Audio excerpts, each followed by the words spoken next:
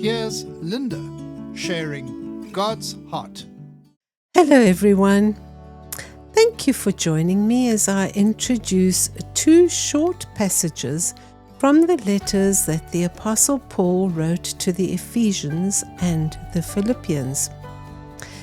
It seems he wrote both letters around about the same time in 60 AD. Both cities were included in his second and third missionary journeys.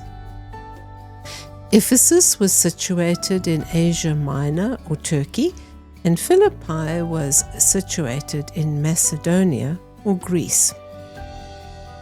We read about Paul traveling to Philippi in Acts 16 and that he was the first one to introduce Jesus to the community.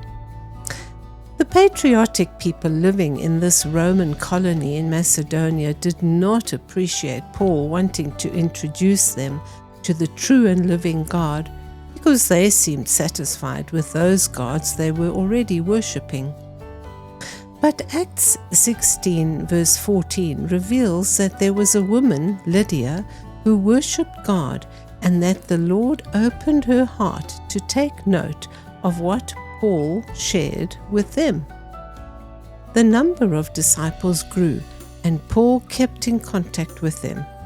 In writing to his fellow believers who were facing great opposition, Paul encouraged them that living as a Christian means you see how that your own story is a living expression of Jesus' story.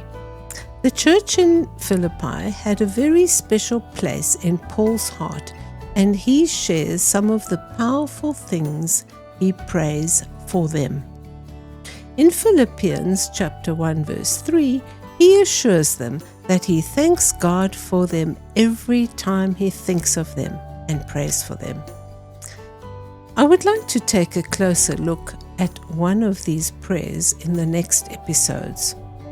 And although Paul did not start the church in Ephesus, he spent a lot of time there.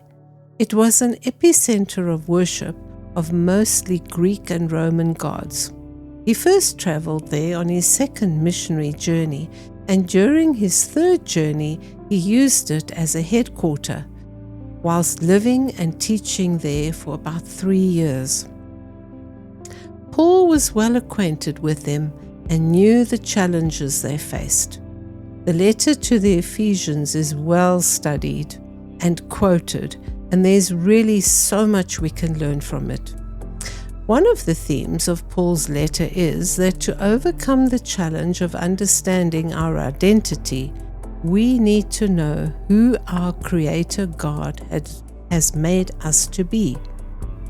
And here, I would also like to take a look at a few aspects of our identity in Jesus as Paul wrote them down. I just feel the Lord's heart bursting with joy as he led Paul to these precious people centuries ago.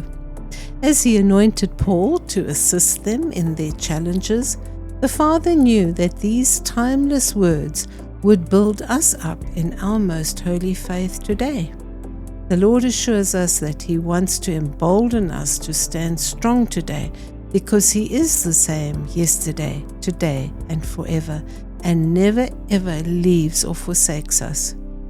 He really does know the end from the beginning and the beginning from the end.